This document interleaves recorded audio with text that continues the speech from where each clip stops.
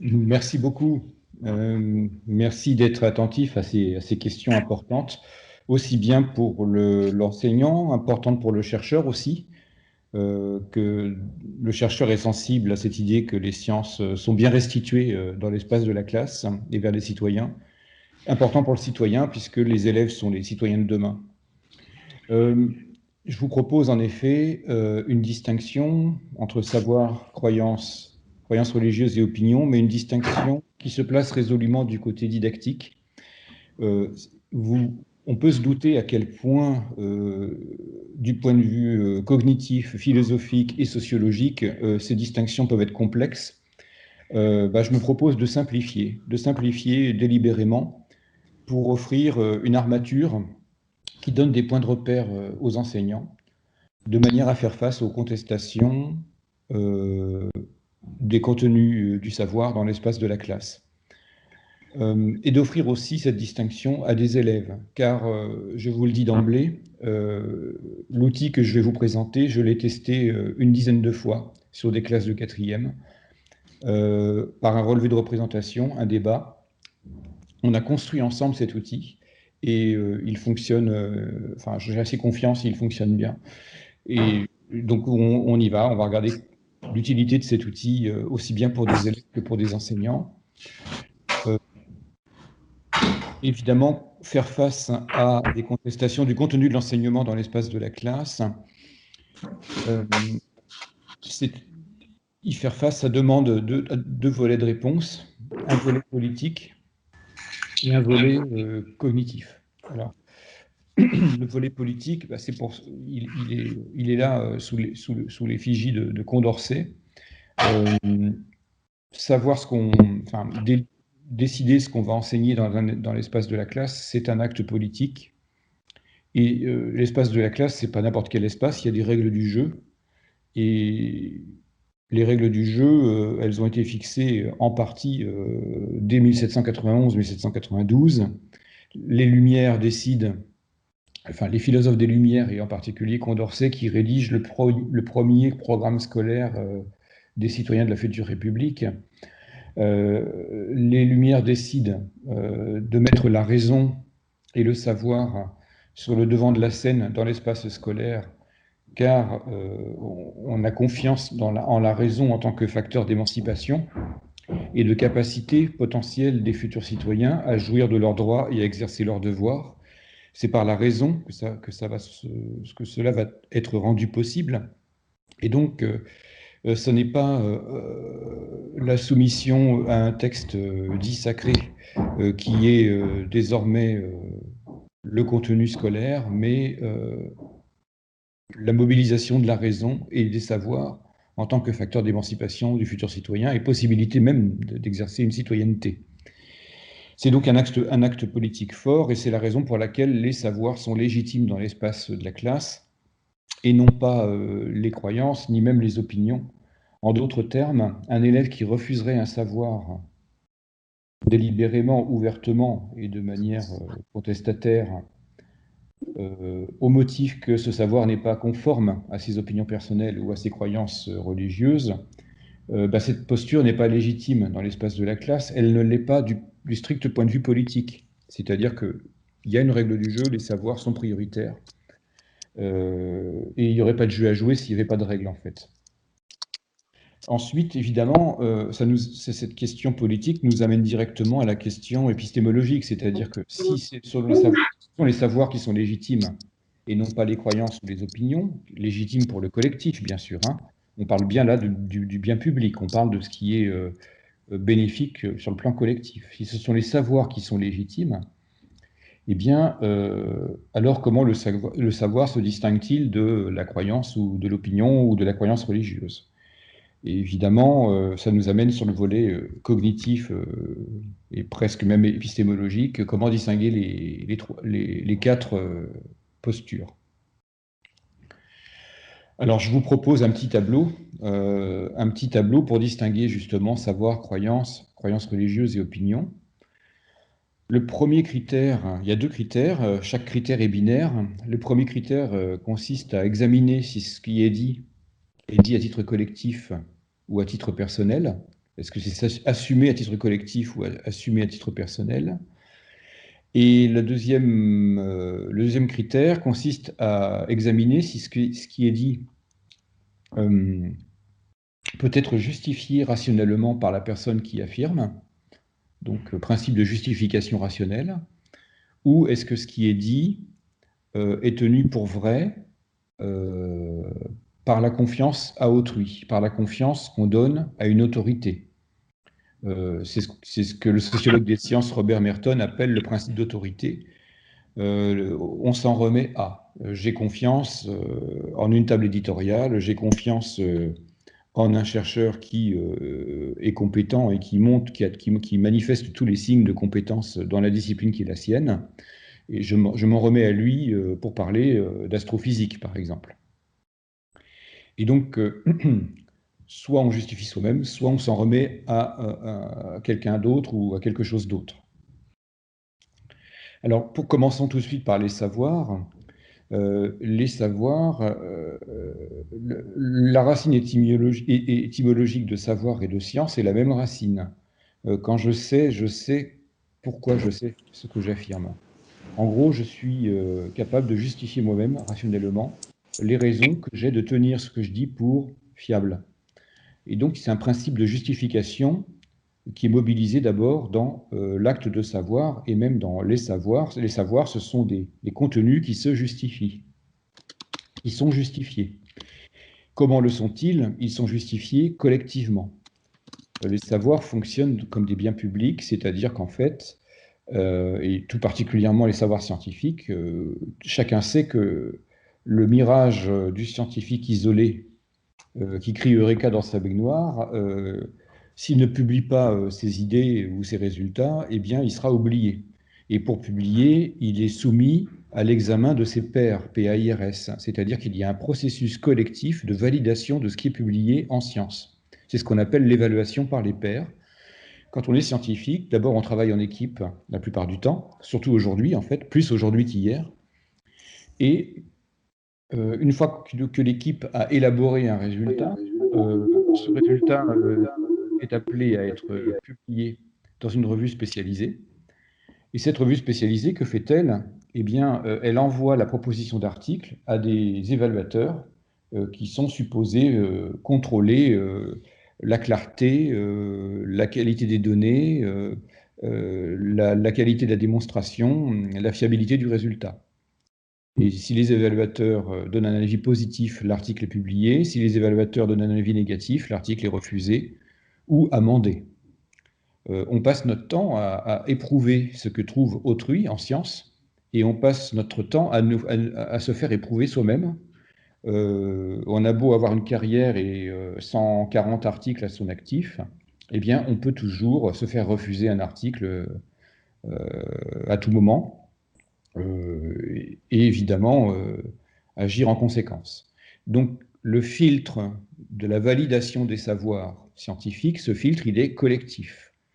Je n'ai pas besoin de m'étendre beaucoup là-dessus, c'est une évidence pour les chercheurs, et je ne suis pas moi-même favorable à cette image d'Épinal du chercheur génial, du génie isolé. Le génie isolé, c'est peut-être vrai ponctuellement en mathématiques, mais même en mathématiques, le génie isolé, s'il n'est pas compris de ses pairs, eh bien, ça ne sert à rien. On n'est jamais génial tout seul, on est assis sur les épaules de nos prédécesseurs, on se nourrit des dialogues qu'on entretient avec ses pairs, et donc le travail d'élaboration du savoir, c'est un travail collectif. D'autant plus, j'ai envie de dire, la dimension collective est d'autant plus forte qu'il existe des chercheurs qui sont payés par l'État pour garantir la fiabilité d'un contenu de connaissance. La recherche fondamentale publique produit des biens publics, des savoirs qui fonctionnent comme des biens publics. Et vous connaissez peut-être le grand mouvement depuis 15 ans des chercheurs pour le libre accès à tous des articles scientifiques spécialisés, les publications en open access, comme on dit en anglais. C'est un mouvement qui se généralise et qui essaye de faire échapper aux mains de quelques industriels de la publication scientifique les résultats qui normalement appartiennent à tous. Donc les savoirs sont collectifs et se justifient rationnellement. Je terminerai pour caractériser les savoirs par le fait que les savoirs scientifiques sont légitimes du fait qu'ils sont remis en cause en permanence. Alors ça, c'est quelque chose que nos publics... Excusez-moi, mon téléphone sonne, j'ai oublié de le couper. Ça, c'est les aléas de la... Voilà. Je disais donc que les savoirs scientifiques sont légitimes du fait qu'ils soient périmables. En effet, les scientifiques ne cessent de remettre en cause qu'ont trouvé leurs prédécesseurs, éprouvent eux-mêmes leurs résultats avant de les publier, car il ne s'agirait pas de publier un résultat qui ne serait pas solide. On se ferait vite corriger par les collègues, et donc on souhaite évidemment soumettre quelque chose de convaincant et de fiable. Donc la sévérité à l'égard de nos hypothèses, elle est incluse dans notre travail, et la sévérité, on l'applique aussi aux autres. Les savoirs scientifiques sont légitimes parce qu'ils sont potentiellement périmables, c'est-à-dire qu'on sait que ce qu'on trouve, c'est fiable pour le moment, mais demain ça peut changer. Nous nous méfions de la notion de vérité, nous préférons la notion de fiabilité. C'est très différent. La vérité revêt un caractère immuable et, j'ai envie de dire, intangible, et même éternel, alors que la fiabilité, vous pouvez vous y fier. Le résultat, ici et maintenant, c'est ce qu'on a de mieux. C'est ce qu'on a de mieux pour le moment, mais ça n'exclut pas l'idée que demain, ce résultat puisse être amendé, amélioré, changé ou réfuté d'ailleurs. Un petit exemple tout bête. Il y a ne serait-ce que 5 ans, l'espèce humaine était donnée à 200 000 ans d'âge. Et puis, on a trouvé de nouveaux fossiles en Afrique du Nord en 2018, qui a fait reculer de 100 000 ans l'âge de l'espèce humaine. Et aujourd'hui, les connaissances, c'est l'espèce humaine, on lui donne 300 000 ans d'âge. Vous voyez, l'espèce humaine vieillit, et voilà un résultat qui a changé, et aucun résultat n'est tenu pour dogmatique, en science en tout cas. Donc, cette petite idée que je glisse à votre oreille, et aussi pour vos élèves, c'est normal que les scientifiques discutent entre eux, à tout résultat, en congrès en particulier. Ils discutent entre eux de manière à aboutir à un consensus sur une question donnée. Parfois, c'est long, parfois il est long d'aboutir à un consensus, ça prend du temps, parfois pas du tout, tout dépend des situations. Si on a une impression de confusion dans le débat scientifique, c'est qu'en fait, d'abord les médias, le temps du scoop médiatique n'est pas le temps de la stabilisation des savoirs, car cette stabilisation, je l'ai dit, elle est collective, elle prend du temps. Eh bien, le temps médiatique se mêle au temps de stabilisation, et on n'attend pas qu'un collectif professionnel ait stabilisé une affirmation pour que les médias s'en mêlent, surtout sur des questions chaudes à l'interface science et société. Et puis, il n'y a pas que les médias. Depuis une vingtaine d'années, il y a la publication de tous sur tous les sujets sur la toile, qui fait que finalement, toutes les parties prenantes de la société mues par telle ou telle idéologie viennent se mêler au débat avec des intentions qui n'ont rien à voir avec l'avancée des savoirs collectifs, avec des défenses d'intérêts, bien sûr, et ça amplifie la confusion sur beaucoup de sujets. La médiation scientifique n'attendait déjà plus le temps de stabilisation des savoirs pour parler des sujets scientifiques. Eh bien, la participation de tout le monde à l'élaboration des savoirs, du moins en apparence, ne fait que retarder la compréhension des savoirs. La croyance, au sens général du terme, c'est d'abord une confiance. Nous passons la plupart du temps à croire autrui dans la journée, dans notre vie, et heureusement, parce que si nous ne faisons pas confiance à autrui, nous ne pouvons pas faire société commune. J'espère qu'au moment où vous m'écoutez, vous me faites un petit peu confiance. D'ailleurs, il y a des signes ostentatoires de la confiance. Par exemple, les diplômes. Typiquement, qu'est-ce que c'est qu'un diplôme? Un diplôme, c'est un bien public fourni par l'État et qui permet à nos concitoyens de se fier, a priori, à une personne qui parle au sujet d'un thème pour lequel il a compétence, pour lequel il a diplôme. Quand un astrophysicien me parle d'astrophysique, si je sais qu'il est chercheur en astrophysique, j'ai plutôt tendance à lui faire confiance. J'y connais rien en astrophysique et j'aurais davantage tendance à lui accorder ma confiance qu'à mon voisin de palier qui se passionne pour l'astrophysique. Donc la croyance, il y a un A sur la colonne de droite, c'est-à-dire que l'astrophysicien, pour moi, il fait autorité.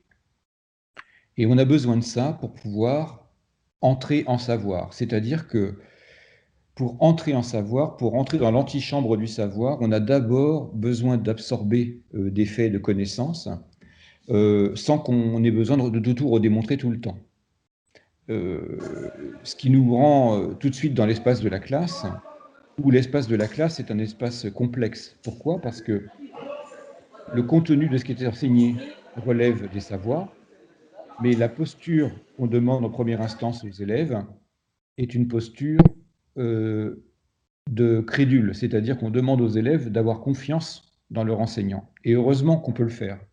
Heureusement que cette confiance est là, parce que de proche en proche, en faisant confiance à l'enseignant, l'élève n'est pas empêché, bien sûr, de demander à l'enseignant de justifier ce qu'il dit. Cette confiance n'empêche pas qu'on puisse demander à celui qui affirme de justifier ce qu'il dit, et de proche en proche, de justification en justification, eh bien, l'élève finit par transformer son élément de croyance en savoir. Donc, la confiance, elle est personnelle, c'est la mienne, c'est pour ça qu'il y a un P dans la première colonne. Et la confiance, je la donne à quelqu'un ou à quelque chose, une table éditoriale, un site web, un enseignant, un chercheur, enfin, tout ce qui peut faire autorité pour moi, je m'en remets à une autorité. Donc je répète, ce qui est un petit peu compliqué, à comprendre dans l'espace de la classe, me semble-t-il, c'est que le contenu de ce qui est enseigné est bien un savoir, mais l'attitude qu'on demande en première instance à l'élève ou à l'étudiant, c'est une attitude de crédule consentant. Crédule consentant momentané, puisque de proche en proche, je l'ai dit, eh bien, on va accéder finalement à la capacité de justifier soi-même le savoir. La croyance religieuse, elle a quelque chose de particulier, c'est que ce qui est cru va souder un collectif. D'ailleurs, dans l'adjectif religieuse, il y a la racine étymologique du mot lien. Il n'y a pas seulement le lien entre le religieux et la transcendance à laquelle il adhère, mais il y a aussi le lien entre co-religionnaires, ce qui est cru par principe d'autorité, parce que les croyances religieuses ne se justifient pas rationnellement, elles sont indifférentes à la justification rationnelle. Ce qui est cru par principe d'autorité va souder des co-religionnaires. Ne demandez pas à un croyant religieux pardon, de justifier rationnellement sa croyance, car ça n'est pas du tout le ressort cognitif sur lequel le croyant repose. Une croyance religieuse, en quelque sorte, se sent remise en cause, ou le religieux se sent remis en cause lorsque vous lui demandez de justifier rationnellement sa croyance. Il a l'impression que vous l'agressez. Pourquoi? Parce qu'en demandant une justification, vous semblez remettre en cause la cohésion du collectif, des co-religionnaires. Il y a une dimension, sociale dans la balance, très forte. Et d'autant plus que ce qui est cru, la plupart du temps, n'est pas cru pour des motifs d'explication rationnelle du monde réel, mais est cru pour d'autres motifs cognitifs qui consistent à donner du sens à sa vie, et un sens qui d'ailleurs est là pour rassurer. Autant les savoirs scientifiques en particulier ne sont pas là pour rassurer, ils sont là pour traiter des questions de fait dans le monde réel, autant la croyance religieuse se propose davantage d'offrir un espoir en quelque sorte. Donc il ne faut pas se tromper de porte, ne demandons pas aux sciences d'offrir un espoir, elles ne sont pas faites pour ça, elles sont faites pour expliquer rationnellement et collectivement le monde réel, même si les explications qui sont rendues ne sont pas rassurantes, les sciences ne sont pas là pour rassurer les gens. Et ne demandons pas aux croyances religieuses d'expliquer rationnellement le monde réel, ce n'est pas son objectif, car les justifications rationnelles ne sont pas mobilisées dans ce cas-là. Vous voyez qu'entre croyances et croyances religieuses, il y a une petite subtilité ici. Il faut distinguer la crédulité consentie et temporaire, qui est celle de la croyance et qui est socialement utile, socialement nécessaire. Pour faire société commune, il faut qu'on se fasse confiance. Distinguer cette crédulité consentie et temporaire de la foi. Pourquoi? Parce que la première, je l'ai dit, n'empêche jamais de demander à celui qui affirme de justifier ce qu'il affirme, alors que la foi est indifférente à toute justification. Donc c'est quand même important de distinguer ces deux acceptions du mot croyance. Sinon, on jetterait le bébé avec l'eau du bain, il ne serait plus possible de croire autrui dans la société alors qu'on a besoin de se faire confiance entre nous. Les opinions, l'opinion, elle est déjà, dans un premier temps, personnelle.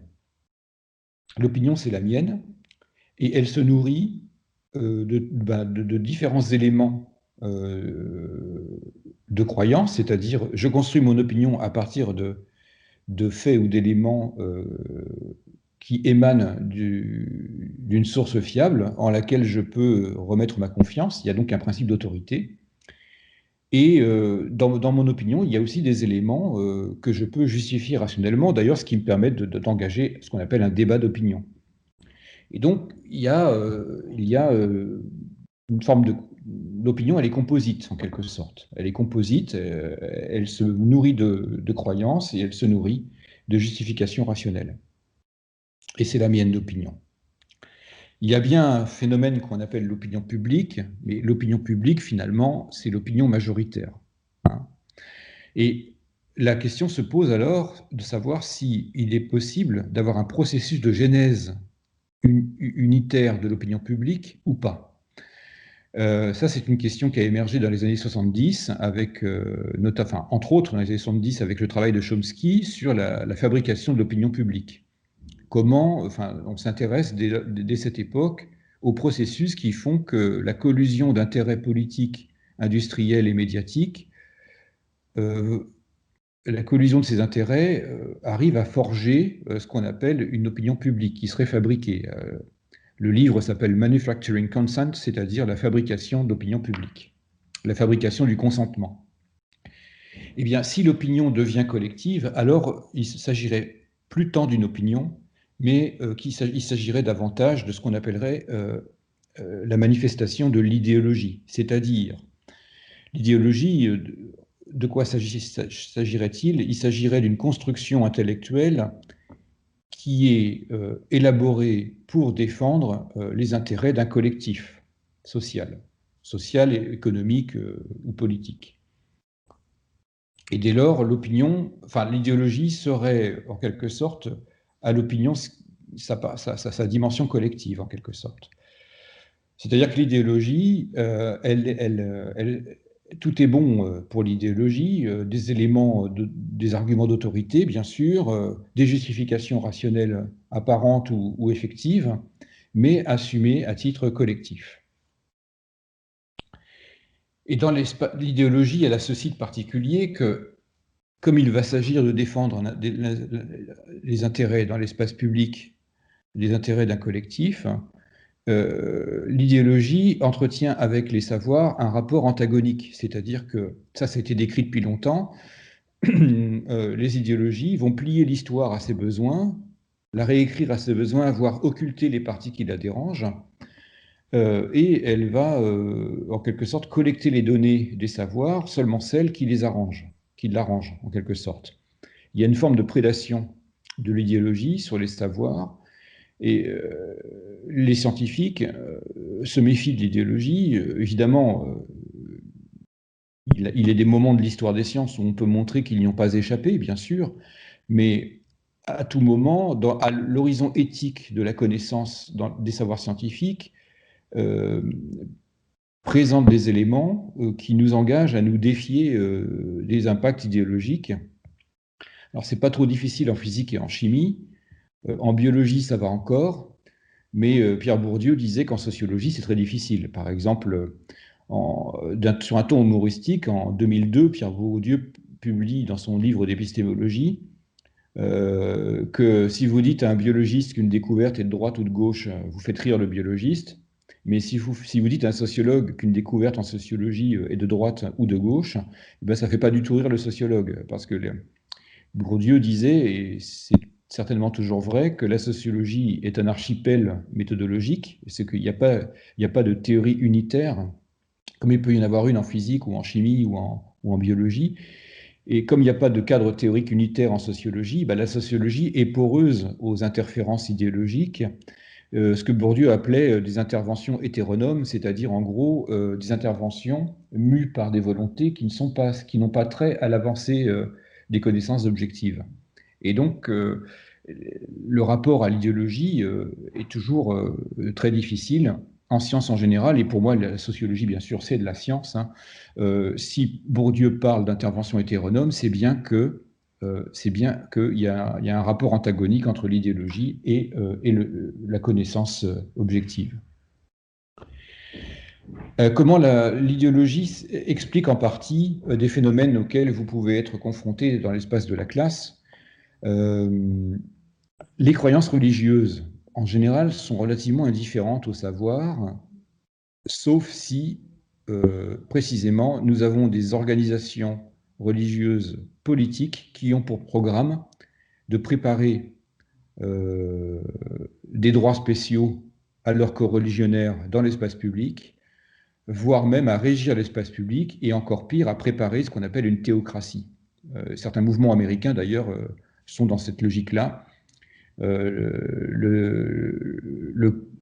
La construction intellectuelle qu'on a appelée entre 1995 et 2005 le dessin intelligent, cette construction intellectuelle était ouvertement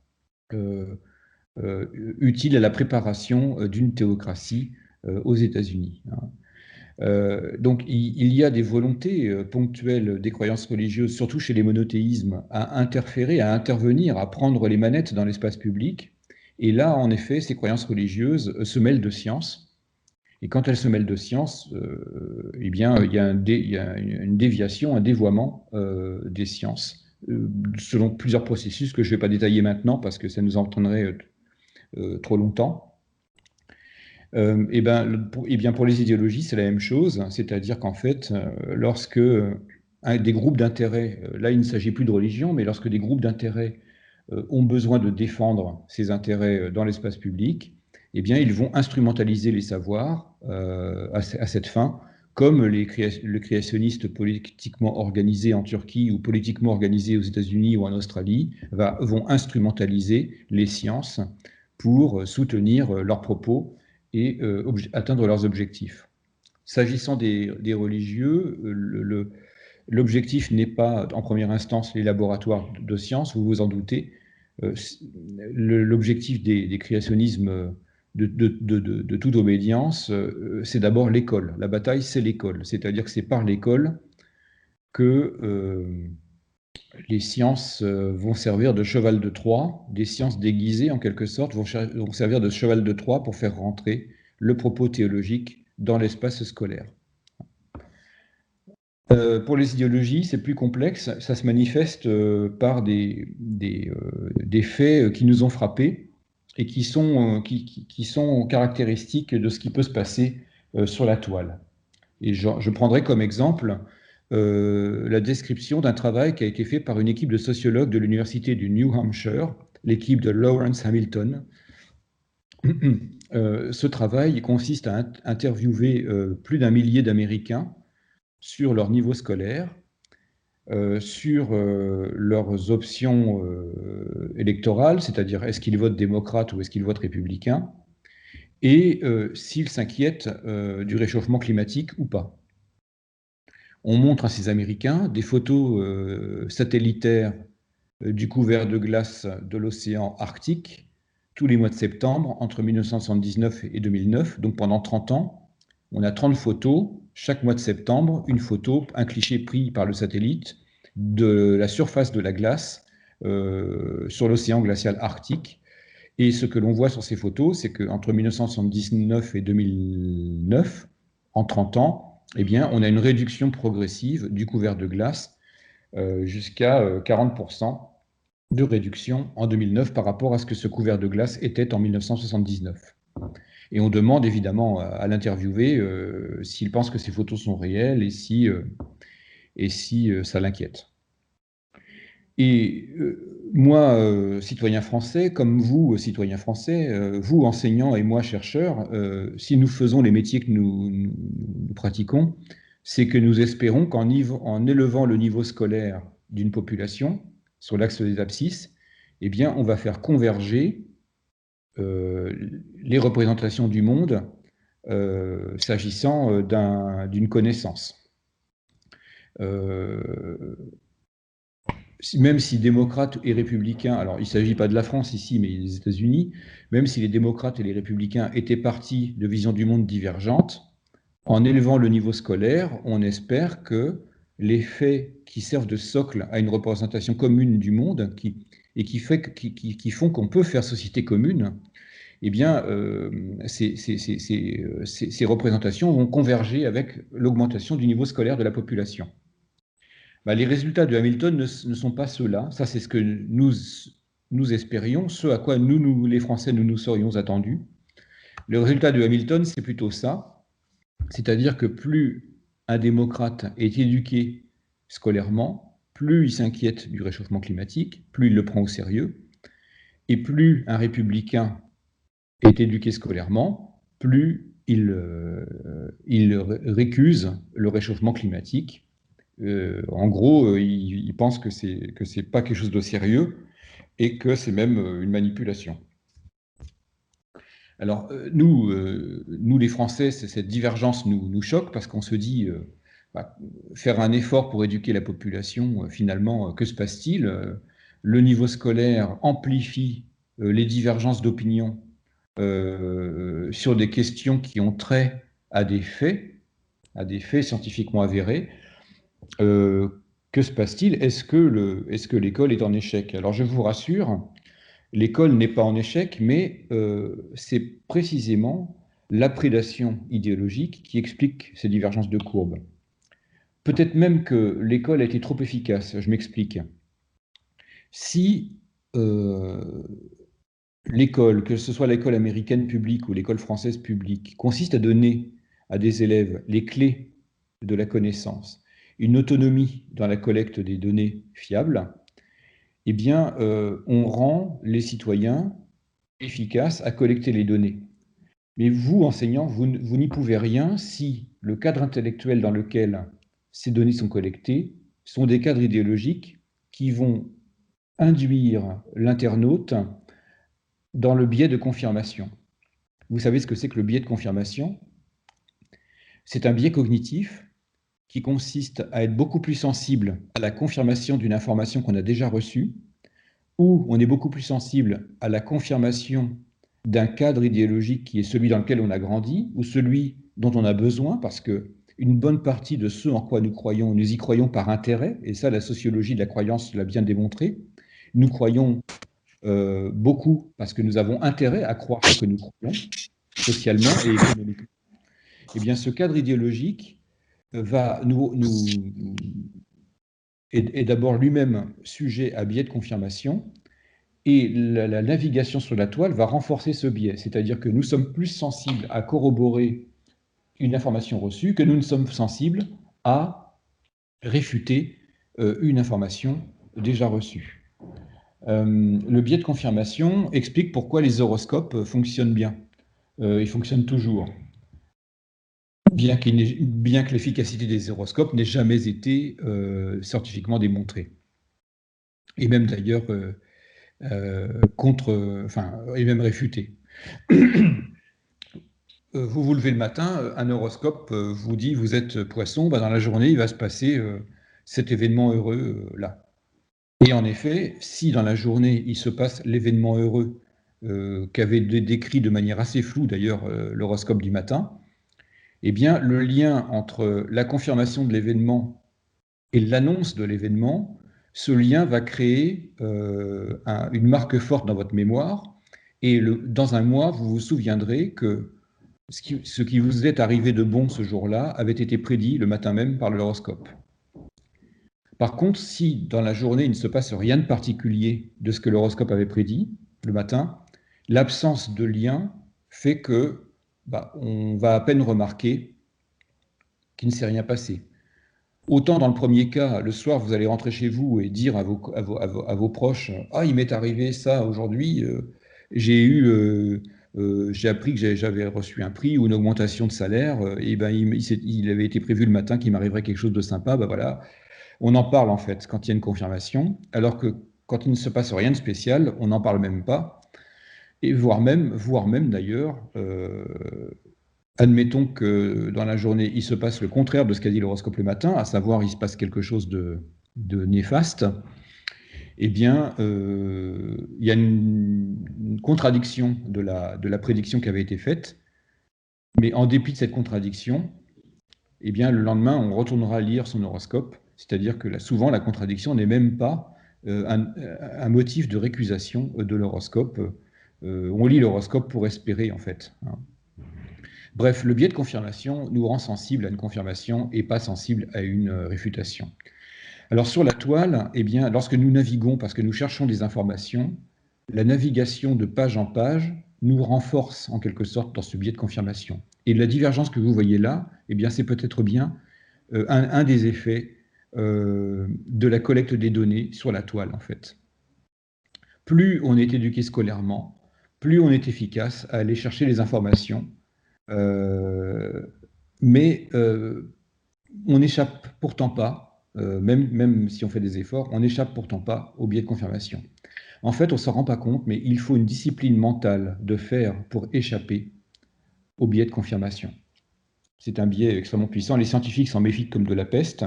Une bonne partie des reviewers, quand ils relisent vos articles, eh bien, ils vérifient que vous ne seriez pas en train d'être sujet à ce biais de confirmation. Cette figure est généralisable à plusieurs problématiques, pas seulement celle du réchauffement climatique. Voilà cet article paru en 2017 dans les comptes rendus de l'Académie des sciences américaines, PNAS. Les individus avec une plus grande culture scientifique et une plus grande éducation scientifique ont des opinions davantage polarisées sur des questions chaudes à l'interface science et société. Voilà 6 thématiques.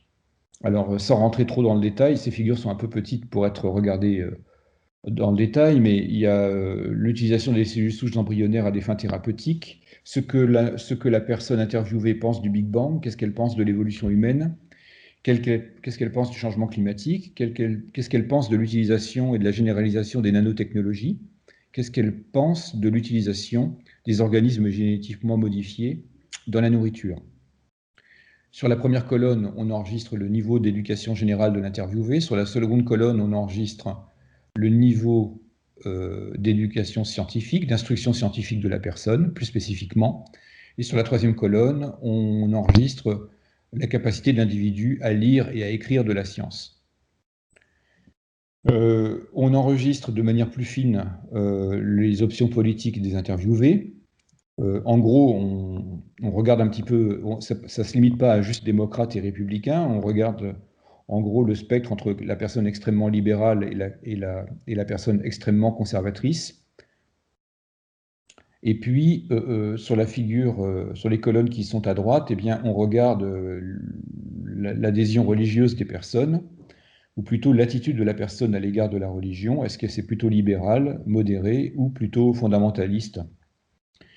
Et on voit que ces divergences en fonction du niveau scolaire, sur certains sujets, elles sont très marquées, et pas du tout sur d'autres. Par exemple, l'utilisation des organismes génétiquement modifiés, en tout cas aux États-Unis, dans la nourriture, eh bien, ça ne fait pas l'objet d'une divergence en fonction du niveau scolaire et en fonction des options politiques ou religieuses.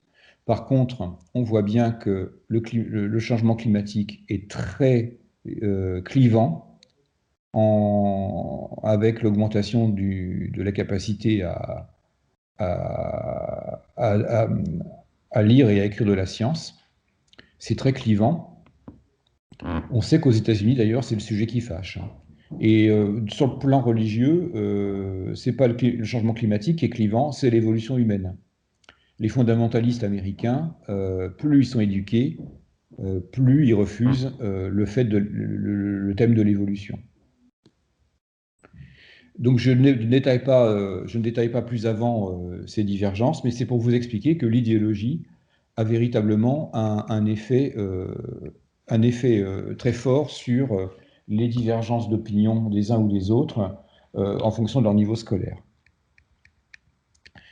Ce que j'ai dit là est publié dans ce petit livre chez Belin Éducation, qui a déjà été mentionné, Savoir, opinion, croyance, une réponse laïque et didactique aux contestations de la science en classe. Et je voudrais simplement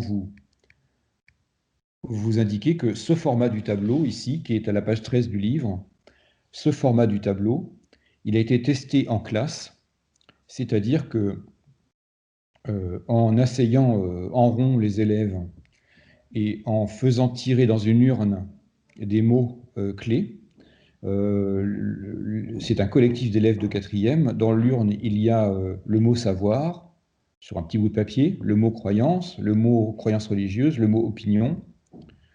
Il y a quelques autres mots aussi en marge, mais bon, pas vraiment utiles. En tout cas, les élèves vont tirer dans l'urne un mot, ils vont le lire et on va demander aux élèves, quand le mot émerge, c'est tout bête, hein, j'invente pas grand-chose, hein, c'est ce qu'on appelle un relevé de représentation. On demande aux élèves de s'exprimer sur ce que c'est qu'une croyance ou de s'exprimer sur ce que c'est qu'une opinion. Et dans ce que ressortent collectivement les élèves, on va souligner dans le dialogue, pour chacun des items, soit ce qui est collectif quand l'élève le mentionne, on le met en valeur, soit ce qui est personnel quand l'élève le mentionne, on le met en valeur, soit le principe de confiance, soit le principe de justification. Et en mettant en valeur ce que les élèves savent, sans savoir qu'ils le savent, eh bien, on fait émerger pour chaque mot une conclusion, sans l'écrire au tableau dans un premier temps. On fait émerger le fait, par exemple, que le savoir est collectif et que le savoir se justifie. Et puis à la fin de la séance, eh bien, on dresse le tableau et les élèves viennent remplir eux-mêmes les cases qui sont remplies devant vous ici, C, J, P, A, etc. Et ils viennent le remplir eux-mêmes.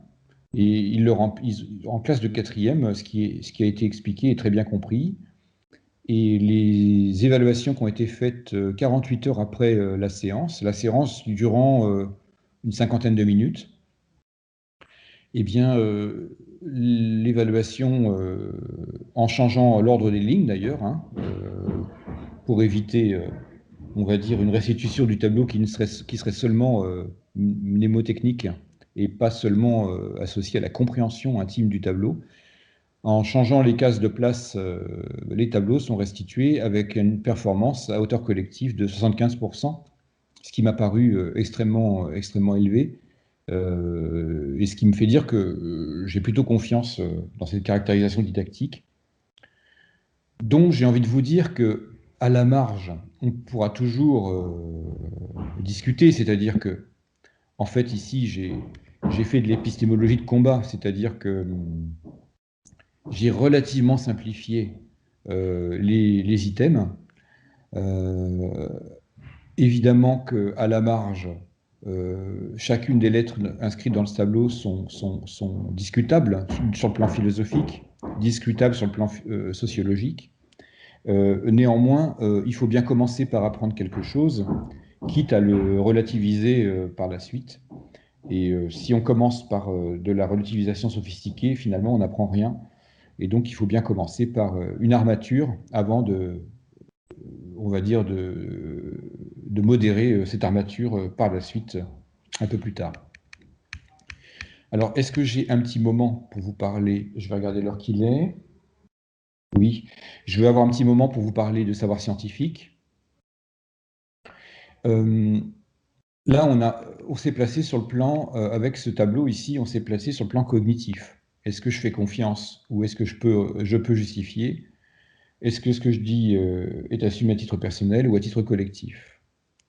Là, on est sur le plan cognitif. S'agissant des savoirs, il y a une caractérisation plus profonde des savoirs scientifiques. Il y a des attendus des savoirs scientifiques. Enfin, comment dire? Pour plus exactement, il y a des attendus cognitifs qui régissent l'élaboration des savoirs scientifiques, et j'aimerais les citer rapidement pour rappeler aux enseignants si c'est nécessaire, ou aux élèves si c'est nécessaire, que la science, c'est pas n'importe quoi, il y a des règles du jeu. Il y a des règles du jeu, et que ces règles, elles nous emmènent vers la laïcité tacite du savoir scientifique. Ces règles du jeu, ce ne sont pas des règles d'épistémologie locale. En bleu ici, chacun sait qu'on ne prouve pas en chimie, comme en jaune ici, on prouverait en histoire. La preuve en chimie n'est pas de même nature que la preuve en histoire. C'est assez trivial. Néanmoins, même si la science est organisée en disciplines, et même des sous-disciplines, si le orange ici c'est la biologie, en biologie j'aurais en rouge la systématique et en violet la physiologie. Enfin, il y a des sous-disciplines organisées en sous-disciplines, chacune avec leurs problématiques et parfois même des épistémologies locales. Ce dont j'aimerais parler tout de suite, c'est du socle commun, c'est-à-dire quels sont les attendus cognitifs élémentaires d'une démarche scientifique, quelle que soit la discipline. Donc je ne vous parle pas des sciences au pluriel, je vous parle de la science au singulier. Et quand je parle de la science au singulier, ça inclut les historiens, les sociologues, les chimistes, les géologues, les physiciens, etc. Ce socle commun, on ne se donne jamais la peine de le mobiliser. Et pourtant, c'est bien ce dont il est question quand on parle d'un projet laïque et collectif d'avancer des connaissances. Ce socle commun, il est utile à mobiliser lorsque, non pas de la part des élèves, mais lorsque des organisations politiques essayent de s'emparer des sciences pour intégrer les programmes scolaires. Et je fais allusion à des organisations en France qui travaillent à une spiritualisation de la connaissance, ou des créationnismes anglo-saxons ou des pays arabes qui essayent de s'emparer des sciences, soit pour nier les résultats scientifiques. Je vous renvoie à l'Atlas de la création d'Haroun Yahya distribué dans les établissements en 2007, ou essayer de pénétrer les programmes scolaires chez les Américains notamment. Il y a 6 propriétés élémentaires. Est-ce que j'entre dans un laboratoire pour démontrer ma conviction? Ça a l'air tout bête comme question. D'ailleurs, c'est un procédé pédagogique. Je pose des questions idiotes, mais vous vous doutez bien de la réponse. Quand on est en science, on n'adopte pas la posture qui consiste à démontrer une conviction. Si vous avez une conviction sur un sujet, eh bien, ce n'est pas la peine de commencer une démarche expérimentale pour tester cette conviction. On corrige parfois le vocabulaire des étudiants de Master 1 ou de Master 2 lorsqu'ils viennent soutenir leur Master en présentant leur travail, commençant par une phrase « Mon stage a consisté à démontrer que ceci, cela ». Et là, on les arrête tout de suite, on leur dit que leur stage n'a pas consisté à démontrer quelque chose, leur stage a consisté à tester l'hypothèse selon laquelle ceci, cela. On ne vient pas pour démontrer, on vient pour tester une hypothèse. Ça veut dire que vous êtes ouvert à la réfutation d'une hypothèse initiale, voire même à l'élaboration d'une autre hypothèse. On peut se laisser surprendre. Donc en science, on pratique ce qu'on appelle un scepticisme initial sur les faits, ou si vous préférez, le doute raisonnable. C'est-à-dire qu'on est prêt à se laisser surprendre par une découverte qu'on n'avait pas du tout prévue. Bon, c'est basique, hein, c'est tout bête, mais lorsque le créationnisme anglo-saxon présente son programme scientifique comme la démonstration scientifique du contenu littéral de la Genèse biblique, eh bien vous savez tout de suite qu'on n'est plus en science. Même si eux se présentent comme scientifiques, vous réalisez immédiatement que on n'est plus du tout en science. Ce qui est d'ailleurs illustré par ce petit dessin. À gauche, le scientifique, le monsieur dit à sa collègue « Voici les faits, quelles conclusions pouvons-nous en tirer ?» Et puis la science créationniste à droite, un monsieur tend la Genèse biblique à son collègue et il dit « Voici les conclusions, quels faits pouvons-nous trouver pour soutenir ces conclusions ?» Si le travail du scientifique, c'est de plier les faits à une conclusion qui est déjà donnée, ce n'est pas la peine de commencer une démarche scientifique. D'ailleurs, si cette prétention de démarche scientifique est entreprise, c'est bien que ce n'est pas l'avancée des connaissances qui sert celui qui l'entreprend, mais un but sociopolitique qui n'a rien à voir avec l'avancée des connaissances. Est-ce que la Lune existe toujours lorsque je ne la regarde pas? Encore une autre question apparemment idiote. Eh bien, les sciences pensent que la science, en tant que démarche, pense que le monde qui est là dehors existe indépendamment de moi et de la conscience que j'en ai et des mots que j'utilise pour en parler. Ça a l'air tout bête, mais il existe des courants de pensée qui subordonnent l'existence matérielle de ce qu'il y a là dehors à la conceptualisation que j'en fais. En gros, c'est comme cet article de Bruno Latour qui expliquait que la momie de Ramsès II, enfin le Ramsès II, le pharaon, pardon. Je vous rappelle qu'on avait trouvé l'autopsie qui avait été faite de la momie en 1976 avait trouvé de l'ADN du bacille de corps dans les poumons de la momie de Ramsès II, et ce qui avait fait dire d'ailleurs aux médecins de l'époque que Ramsès II était mort de la tuberculose.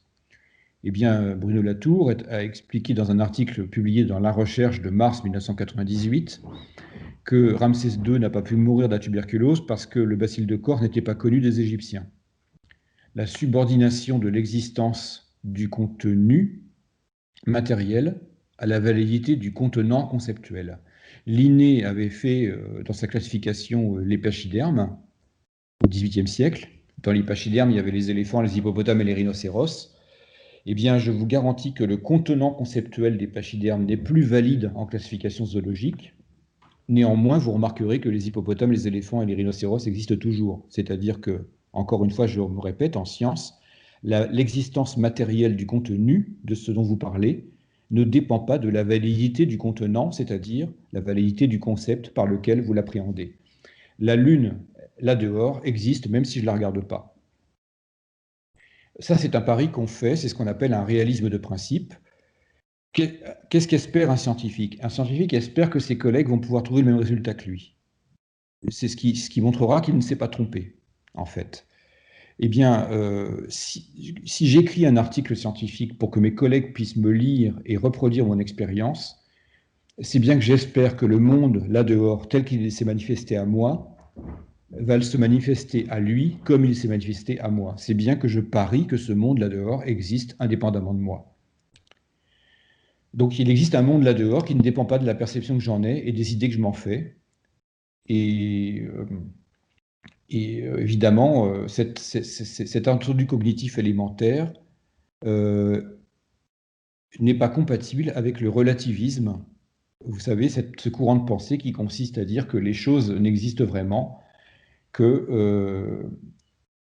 comment dire, que parce qu'elles sont appréhendées par une culture particulière. Dit autrement, le relativisme postule que deux assertions logiquement contraires peuvent être également vraies, également valables, parce que vous les considérez dans leur registre culturel respectif. Troisième question idiote, en science, est-ce qu'on fait intervenir des anges, des fantômes, des dieux, des providences, des âmes? Qu'est-ce que ces entités ont en commun? Les anges partagent avec les fantômes, partagent avec la providence, partagent avec l'âme le fait d'être non instanciables dans le monde réel, dans le monde matériel. Dit autrement, ces entités qui n'ont pas été inventées par les sciences, ces entités sont qualifiées a priori de immatérielles. Eh bien, ces entités immatérielles, les fantômes qui traversent les murs, les esprits qui influencent à distance, les anges dont vous ne voyez pas la manifestation, eh bien, on n'arrive pas à les attraper dans le monde réel, dans le monde matériel. On n'arrive pas à les instancier. Ce qui nous fait dire qu'on ne peut pas travailler avec. On ne sait pas travailler avec lorsqu'on est scientifique. L'âme, nous dit Jean-Paul II en octobre 1996, reste une création immatérielle de Dieu. Elle n'est pas appréhendable par les neurosciences. Et en disant cela, Jean-Paul II répartit le travail. En effet, si l'âme est qualifiée a priori d'immatérielle, eh bien les scientifiques ne peuvent pas s'en emparer, ne savent pas travailler avec. Donc c'est un point aveugle pour les scientifiques, collectivement organisés. Les neurosciences, elles, s'intéressent au substrat physique des manifestations, des comportements et des états mentaux, les neurosciences travaillent sur les états mentaux. Ceci nous renvoie au troisième attendu, c'est que ce que la science peut appréhender du monde réel, c'est matière ou propriétés émergentes de la matière. Quand je dis matière, j'entends par là ce qui est défini comme étant matériel depuis l'Antiquité gréco-latine, c'est ce qui est changeant, et matériel, ce qui est changeant. Il y a une fongibilité de l'expression de la matière en énergie, et donc matière ou énergie, tout ce sur quoi, lorsque vous agissez dessus, ça réagit, eh bien, vous pouvez vous expérimenter dessus. Donc les scientifiques collectivement organisés ne savent travailler dans le monde réel que sur ce qui réagit, matière donc ou propriétés émergentes, les états mentaux, on peut les faire réagir et donc ce sont des propriétés émergentes de la matière. C'est ce qu'on appelle le matérialisme méthodologique. Pourquoi méthodologique? Parce que c'est un matérialisme en méthode, mais ça n'est pas une affirmation philosophique. Je m'explique. Les scientifiques collectivement organisés ne sont pas légitimes pour statuer sur la question philosophique de savoir si dans le monde réel il y a seulement de la matière, ce qu'on appelle le monisme matérialiste, pour savoir si dans le monde réel il y a que de l'esprit, ce qu'on appellerait un monisme spiritualiste, ou s'il y aurait là dehors un dualisme, c'est-à-dire qu'il y aurait les deux dans le monde réel. Eh bien, pour statuer sur ces questions, il faut faire appel aux philosophes, mais ce n'est pas aux scientifiques collectivement organisés de statuer là-dessus. Les scientifiques peuvent seulement faire le pari que là dehors, dans le monde réel, il y a au moins de la matière. Ça, au moins, ça c'est ce sur quoi ils savent travailler. S'il y a autre chose, on ne sait pas parce qu'on n'arrive pas à s'en emparer, mais en tout cas, on sait au moins qu'il y a de la matière. Et c'est la méthode de travail, d'ailleurs, ça conditionne l'expérimentation ou même la documentation. Ça conditionne la collecte de données. Et là, j'élargis, bien sûr, la science à tout type de mode de preuve. Hein. Ça concerne le sociologue comme l'historien. Le sociologue comme l'historien n'a pas besoin de mobiliser des entités immatérielles que sont l'intervention de la Providence, l'intervention des fantômes ou l'intervention des anges. Donc ce matérialisme n'est que méthodologique. C'est la condition méthodologique de l'exercice des sciences. Je peux vous garantir que ce matérialisme ennuie beaucoup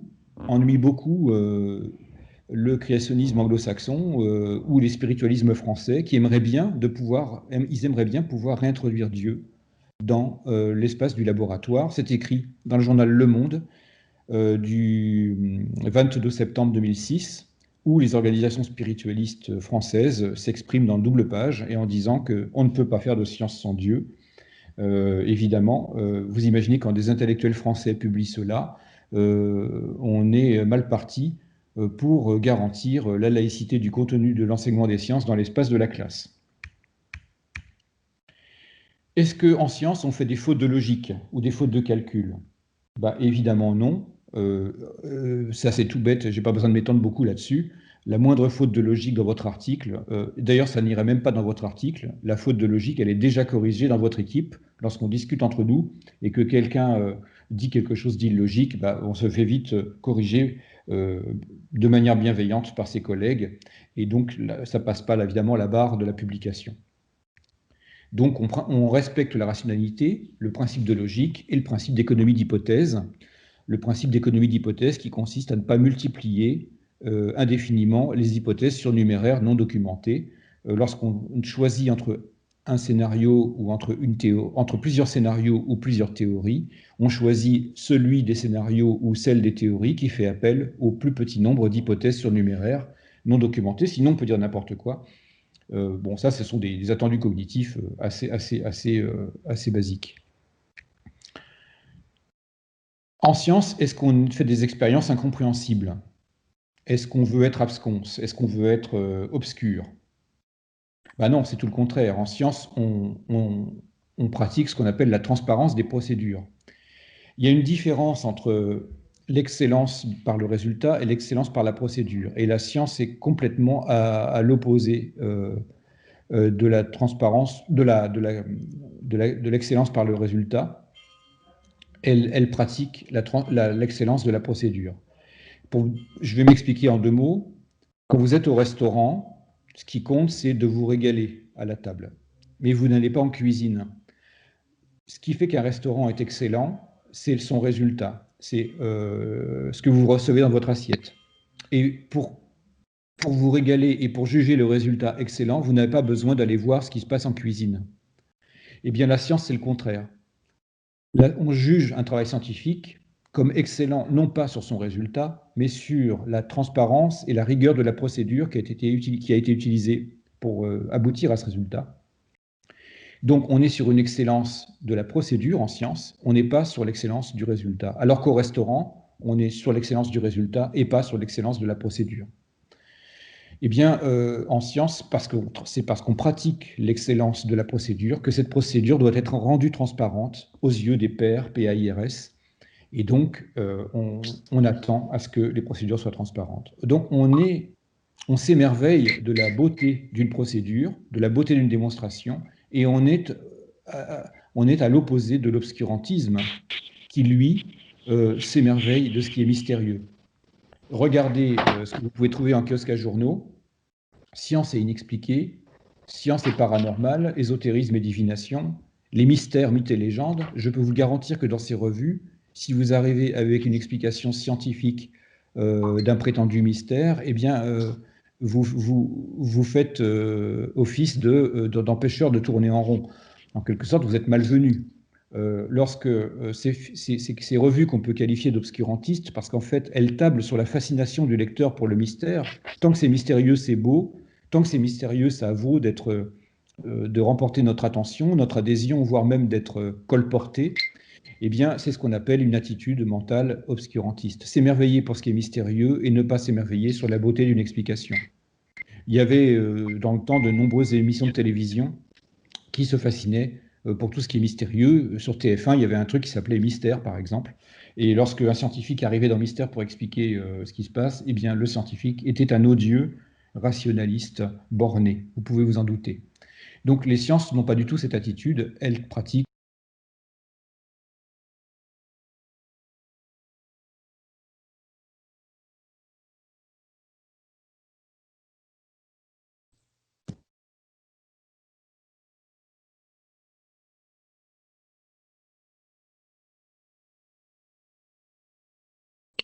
Excusez-moi, on ne vous entend plus.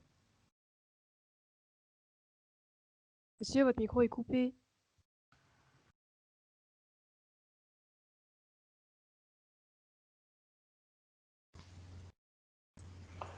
Pardon, le micro est coupé.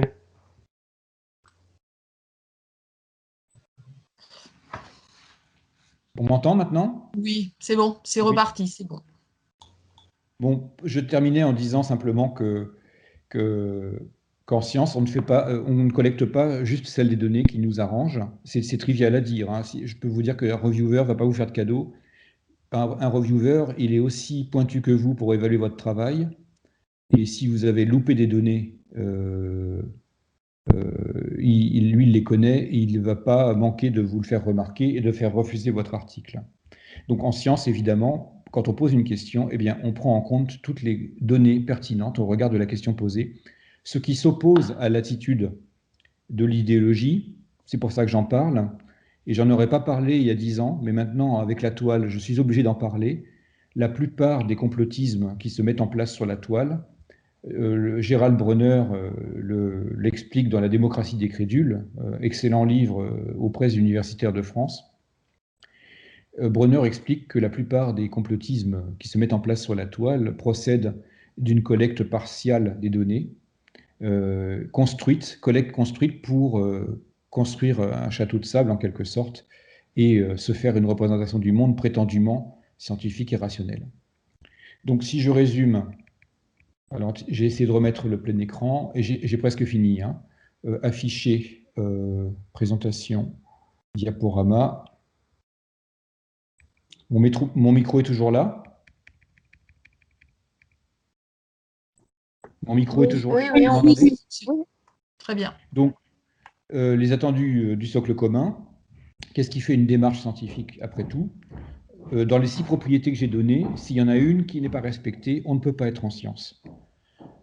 Premièrement, un scepticisme initial sur les faits, c'est-à-dire un doute raisonnable sur les faits, Deuxièmement, un réalisme de principe. Le monde là-dehors existe indépendamment de moi.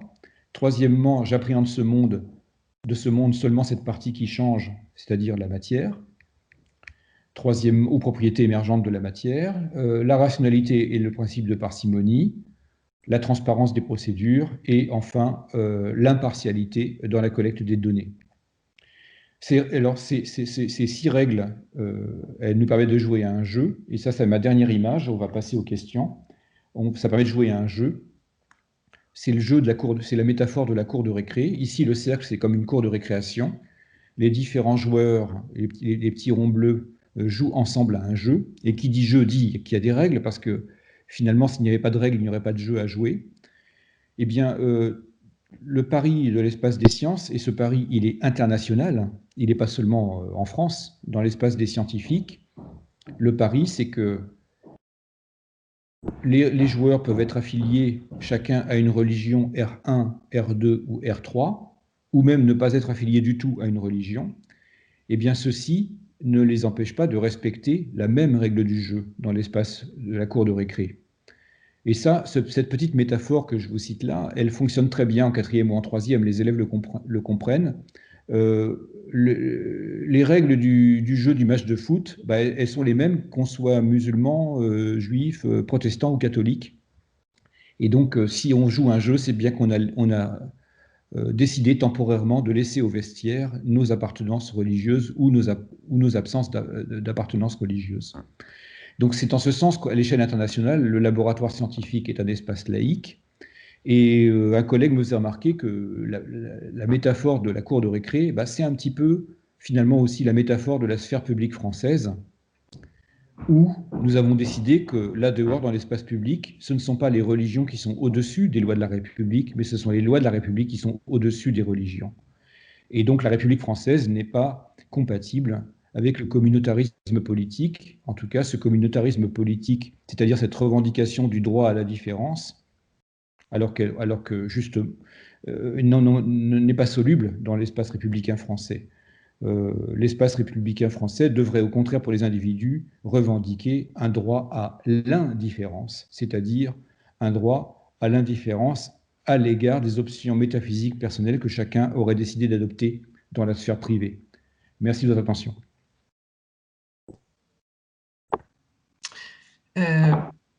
Merci, Monsieur Lecointre, pour cette présentation que je trouve très claire. Donc, sur la distinction entre différents termes. Alors, sans plus attendre, je pense qu'on pourrait tout de suite passer aux questions. Alors, ok pour les merci. Merci, vous avez beaucoup de merci, hein. Donc, dans la partie droite de l'écran, vous pouvez effectivement regarder. Et voilà, partie droite. Voilà. Alors, est-ce que vous avez des questions? Voilà. Alors, il y a beaucoup de merci. Alors, est-ce qu'on peut passer aux questions? Est-ce que vous avez des questions à poser? Alors, attends.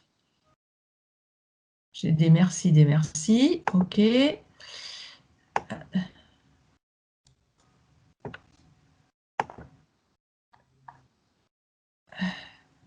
Il y a même des gracias.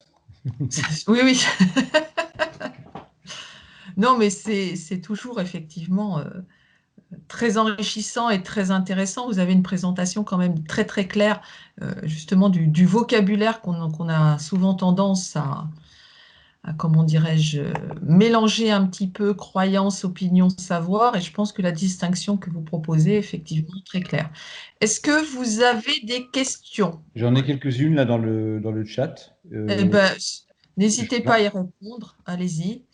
J'en vois une ici. Alors, je ne sais pas si c'est la première. Oui, c'est la première.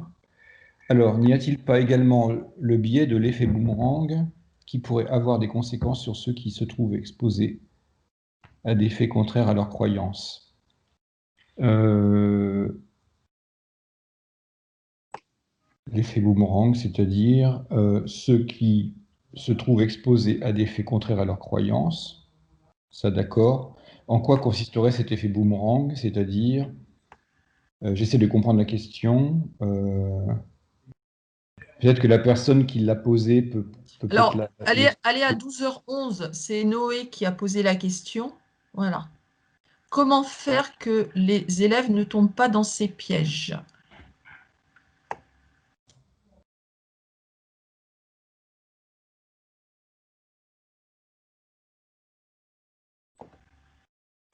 Ah oui, d'accord. D'accord, d'accord. Une personne ayant des croyances fausses renforce parfois ses croyances lorsque les preuves du contraire sont apportées. Oui, parfois pour des raisons, comment dire, de valorisation sociale, certainement, oui, en effet. Euh, euh,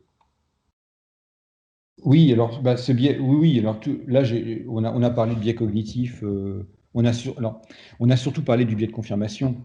Mais les biais cognitifs, il en existe une bonne douzaine qui ont été répertoriés notamment dans un petit bouquin de Norman Baillargeon qui s'appelle Petit cours d'autodéfense intellectuelle chez Lux Éditeur. Il y a une douzaine de biais cognitifs bien connus, bien décrits, mais il y a aussi des biais sociologiques qui s'ajoutent aux précédents. Et donc, en effet, si on veut vraiment être armé sur la toile, tous ces biais méritent d'être connus. Ils ont été aussi, ces biais, cités et de manière pédagogique par Nicolas Gauvry dans un livre chez Belin qui s'appelle Vous avez dit hasard et qui reste un très bon livre sur les biais cognitifs. Et on en a un paquet. C'est bien d'en avoir conscience lorsqu'on veut comprendre ce qui peut se passer sur la toile. Je suis d'accord sur le fait que l'effet boomerang peut jouer parmi les différents biais. Voilà. Plus on apporte de preuves que la personne s'enfonce dans sa croyance. Oui, d'accord. Oui. Ce qui me paraît Alors, intéressant de prendre en compte dans un cadre scolaire. Oui, tout à fait. Comment arriver à surmonter ce biais-là? Je ne vois que je ne verrai, enfin, c'est pas à moi de dire ça finalement, c'est plus votre métier que le mien, mais il me semble que je m'orienterai pour ma part vers un temps allongé du dialogue, mais on n'a pas toujours le temps de le faire, hein, bien sûr, hein. C'est-à-dire que cette idée d'arriver à faire déconstruire ce en quoi la personne croit, si elle veut bien utiliser au moins une partie du règle du jeu qui est de raisonner, quoi.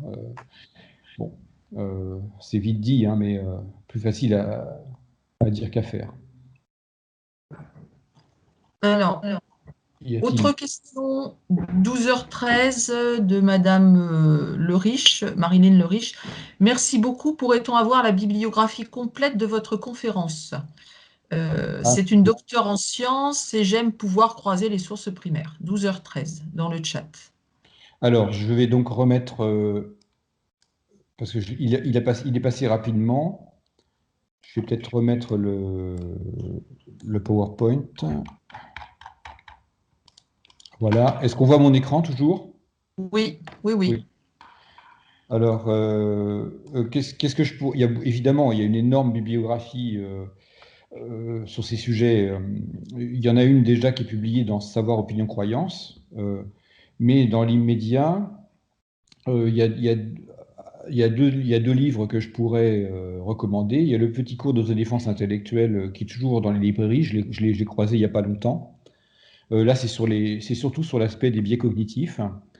Et puis, il y a le livre de Gérald Bronner, La démocratie des crédules, qui montre en gros, pour le dire de manière courte, c'est un sociologue de la crédulité, Gérald, et il montre comment ce qu'il appelle le nouveau marché de l'information sur la toile engage les internautes davantage à se resserrer dans des archipels euh, de co-croyants, en quelque sorte, plutôt que de partager euh, un socle commun de croyances ou de connaissances qui pourrait fonder d'ailleurs le vivre ensemble, en fait. La toile, plutôt que de nous rassembler, au contraire, nous atomise, en quelque sorte, hein. Et le processus de cette atomisation est décrit dans ce livre. Le livre de Romy Sauvert expose la sortie de secte, c'est-à-dire le processus cognitif qui fait que des personnes non pas seulement entrent en secte, mais surtout sortent des sectes. C'est un travail intéressant sur les processus de croyance, précisément. Bon, c'est une bibliographie partielle. Il y avait d'autres livres que j'avais mis dans cette présentation, mais qui étaient trop longues, donc je les ai élagués. Il y a Croire et savoir de Raymond Boudon, par exemple. Il y a plusieurs livres, évidemment, de la sociologie de la croyance, qui est tout un pan de recherche qui date d'un siècle environ. En tout cas, les livres sont cités dans Savoir, croyance, opinion. Alors, autre question, je ne sais pas si vous voyez l'affichage. Pouvez-vous expliquer plus en détail la séance avec les 4e, 3e, pendant laquelle vous abordez la distinction entre croyance, opinion, 3 petits points. Avez-vous des anecdotes? Enfin, deuxième chose, pouvez-vous préciser comment vous définissez l'épistémologie? Merci. La séance de 4e, comment je pourrais la décrire plus? C'est ce qu'on appelle un relevé de représentation, c'est-à-dire qu'une fois que le mot, enfin, on tire un mot dans une urne, alors évidemment, l'animateur a déjà le tableau en tête, hein, bien sûr, mais il ne l'écrit pas, en tout cas. Il le fait vivre en termes de dialogue, c'est-à-dire que lorsque le mot sort, croyance, on demande aux élèves qu'est-ce que ce mot revêt pour eux, qu'est-ce que ça signifie pour eux le mot croyance. Et dans les réponses qu'on récupère des élèves, l'attention de l'animateur se concentre sur une dimension collective ou une dimension personnelle d'un côté, et le recours à l'autorité ou la justification rationnelle de l'autre. Et on met en exergue, en quelque sorte dans le dialogue, on met en exergue ce que vous souhaiterez voir apparaître plus tard dans le tableau. L'important, c'est le sentiment de participation. Ça, vous le savez mieux que moi, hein, c'est le sentiment de participation qu'ont les élèves au débat, ce qui fait qu'ils, bien volontiers, à la fin de la séance, ils viennent remplir les cases du tableau parce qu'ils ont tous assisté au dialogue et ils ont très bien compris que dans la case, dans la première colonne de la case savoir, il faut mettre un C et que dans la première colonne de la case opinion, il faut mettre un P. Comment je pourrais vous dire ça mieux? Ça demande évidemment de la part de l'enseignant de bien maîtriser ces aspects collectifs ou personnels. Et quand l'opinion devient collective, ça devient l'idéologie. On peut en parler aussi. D'ailleurs, si on a un peu de temps, on peut même rajouter le mot idéologie dans l'urne. Hein. Comment pourrais-je dire? C'est facultatif, mais on peut aller jusqu'à là si on le souhaite. Je ne saurais pas trop quoi vous dire de plus. Les anecdotes, non, j'en ai pas. A priori, ce qui est intéressant dans cette séance, c'est qu'on ne parle pas d'une croyance en particulière, ni même d'un savoir particulier, qui nous entraînerait d'ailleurs dans des considérations superflues. On est vraiment sur les ressorts cognitifs de chacun des motifs, quoi. Et donc, les élèves voient bien qu'on ne parle pas d'une religion en particulier, et tant mieux d'ailleurs.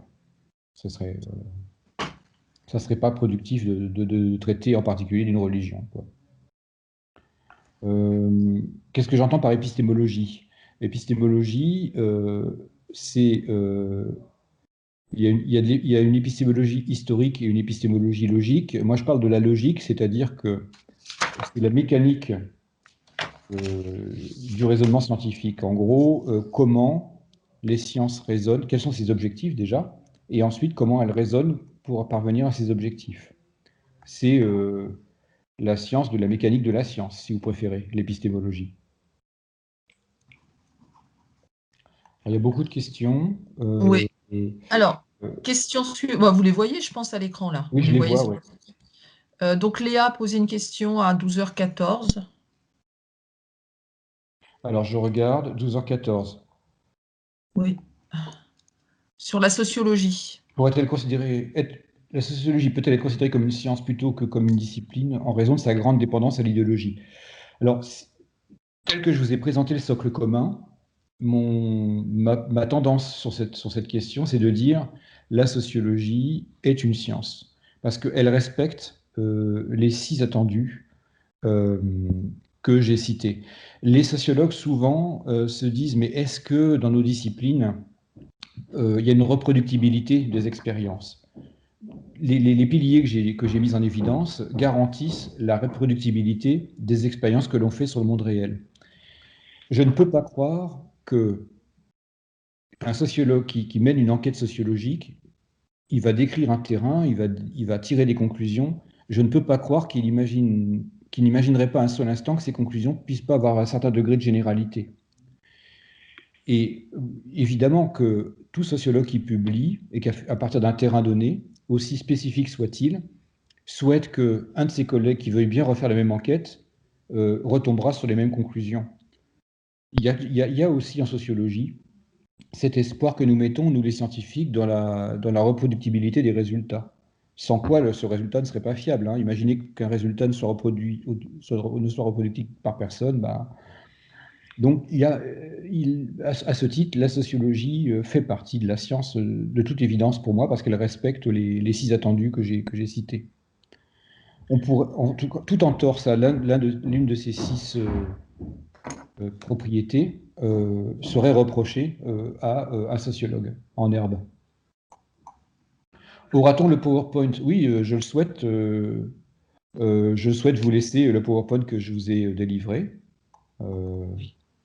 Le relativisme a ses dangers, mais n'est-il pas en même temps indispensable que nos élèves soient capables de considérer que la vérité scientifique est toujours liée à une époque? Ah, alors attention, là, il y a le glissement sémantique derrière le mot relativisme. Le relativisme que j'ai dénoncé, c'est ce qu'on appelle le relativisme cognitif, c'est-à-dire c'est une école de pensée qui postule que l'assertion ne peut être jugée comme vraie, et en particulier des assertions sur l'existence matérielle des choses, que soumise à un registre culturel particulier. Et ça, c'est une pensée délétère pour la démarche scientifique.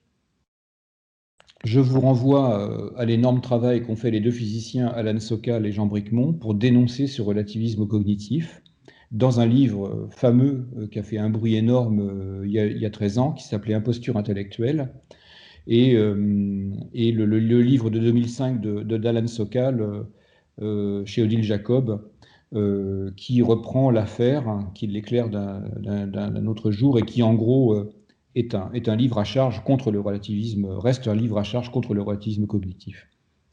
Alors évidemment, évidemment que les élèves doivent prendre conscience qu'en science, ce qui est vrai un jour ne le sera peut-être plus demain, et que les sciences du passé ne tenaient pas pour fiables des assertions qu'ils le seraient aujourd'hui, et vice-versa. On parle là d'un relativisme historique, enfin d'une forme de relativisme historique. Et ce relativisme-là, on ne peut pas le nier, bien sûr. J'ai même dit d'ailleurs que les scientifiques préféraient la notion de fiabilité à la notion de vérité. Mais attention, ce qui est fiable à un moment donné est censé être fiable pour toute l'humanité. C'est pour ça que le relativisme historique n'est pas le relativisme cognitif. Ce qui est jugé pour fiable à un moment donné a été corroboré par un collectif international, et c'est supposé être fiable, quelle que soit la culture de la personne à laquelle on s'adresse. Donc il y a bien un universalisme non dogmatique qui caractérise le projet de mise en place des savoirs scientifiques, c'est-à-dire universalisme, c'est-à-dire que tout humain bien disposé à utiliser sa raison, bien sûr, peut bénéficier des résultats momentanément fiables. Ils sont momentanément fiables, donc on est bien dans le relativisme historique, mais ils le sont pour tous, ça veut dire qu'on n'est pas dans le relativisme cognitif. Est-ce que c'est bien clair? Donc, il y a une dissociation des deux à faire, et vous avez bien raison de poser cette question, parce que le mot relativisme, en effet, est souvent utilisé dans plusieurs sens. Comment aborder le critère de réfutabilité?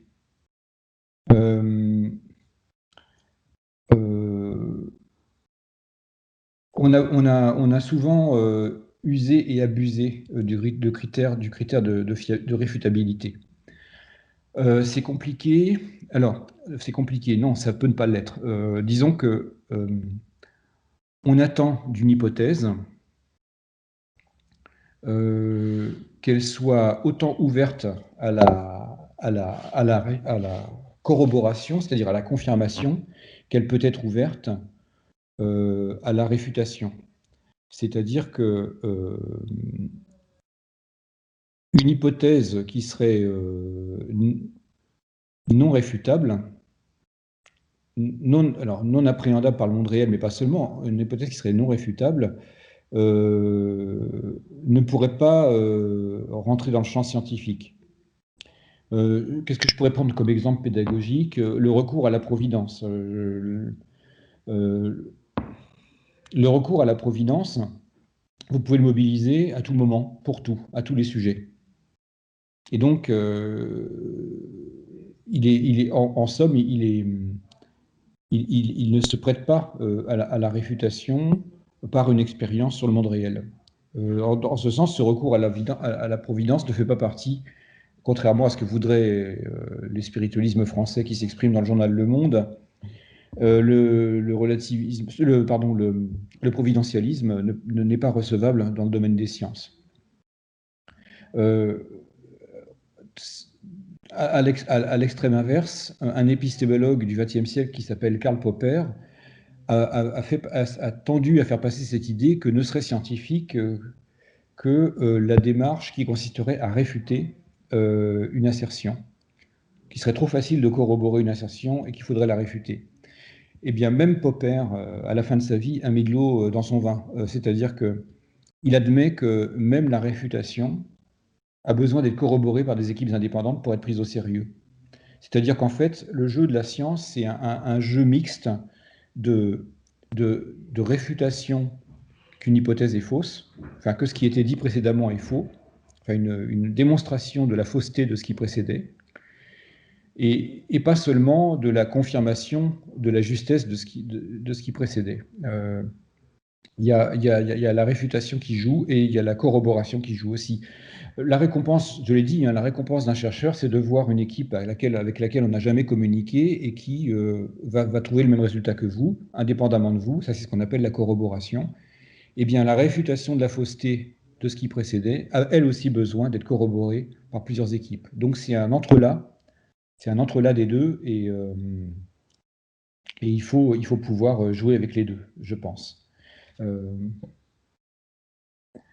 Est-ce que faire un choix dans les savoirs enseignés, c'est pas déjà de l'idéologie? Mais bien sûr, il n'y a pas de vivre ensemble qu'on puisse construire sans un ensemble de valeurs qui justifie l'intérêt, qui permet de cibler l'intérêt collectif et de justifier les actions qui vont dans le sens de cet intérêt collectif. Donc pour moi, ça ne fait pas de souci, cette idée que faire un programme scolaire, c'est donner une certaine forme d'expression en termes de bien public d'une idéologie particulière. Et cette idéologie peut décider, d'une certaine manière, de laisser les sciences tranquilles se déployer dans ce qu'elles ont à faire aussi. Donc, en quelque sorte, une idéologie qui réserverait aux sciences et à la connaissance une espèce d'extraterritorialité. Mais je suis d'accord avec vous, le choix des savoirs enseignés, ça exprime un projet de société. C'est pour ça que je dis toujours qu'un programme scolaire, c'est l'acte politique noble par excellence. C'est savoir ce dont ont besoin les citoyens pour être citoyens, quoi. Qu'est-ce qui se dit d'autre? Je vais prendre la dernière parce qu'il est déjà 12h31. Alors, l'un des fondamentaux de la sociologie est la neutralité axiologique. Donc, parler de dépendance idéologique pour cette discipline, c'est oublier la réflexivité des sociologues sur leurs biais. C'est juste, c'est ce que dit Bourdieu dans, son livre sur la réflexivité de 2002, je ne me souviens plus du livre, c'est Science de la science et réflexivité, et c'est aux éditions Raison d'agir, où il traite typiquement cette question. Il faut évidemment une neutralité axiologique, et les sociologues sont sensibles aux interventions hétéronomes dont parlait Bourdieu. J'ai cité la blague de Bourdieu, c'est un peu réducteur parce que c'est un bon mot qu'il a fait, mais évidemment qu'il y a des efforts de la part des sociologues pour se prémunir des interventions hétéronomes.